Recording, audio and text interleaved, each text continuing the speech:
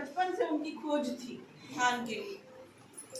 वो हर संस्था में गए लेकिन उनका मन भरा नहीं।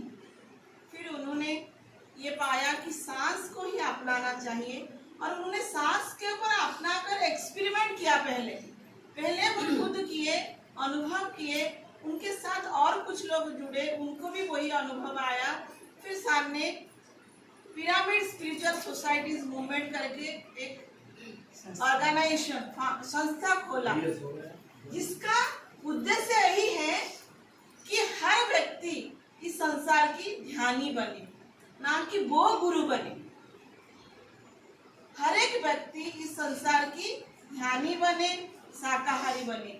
एक ही मिशन लेके उन्होंने अपनी यात्रा शुरू की। घर घर में, कभी आपने सुना है गुरु कभी किसी के पास जाता है, लेकिन पत्री जी ने डोर टू डोर जाके, जब तक वो इस शरीर में थे तब तक वो हर घर में जाके ध्यान सिखाते थे। वो चाहते तो अपनी एक आश्रम खोल के भक्तों को बुला के बैठ पाते, लेकिन सर ने ऐसा नहीं किया। वो हर किसी को ध्यानी बनाने की संकल्प थी उनका।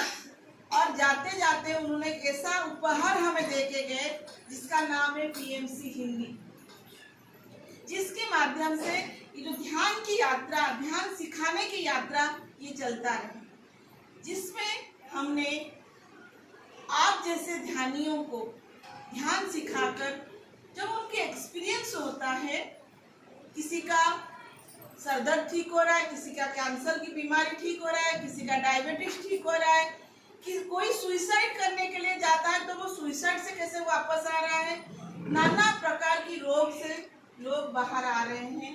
सुइसाइड मतलब तो डिप्रेशन में हम जाते हैं तो हम सुइसाइड करते हैं, इसका मतलब मन के स्तर पर जब हम रोगी हो जाते हैं, एक तन के स्तर पर रोगी, एक मन के स्तर पर रोगी जब हम होते हैं तो हमें मन में आता है मैं मर जाऊं, क्यों है ये जीवन। ऐसे व्यक्तियों को जब हमने ध्यान सिखाया वो भी उस अवस्था से बाहर आ गए।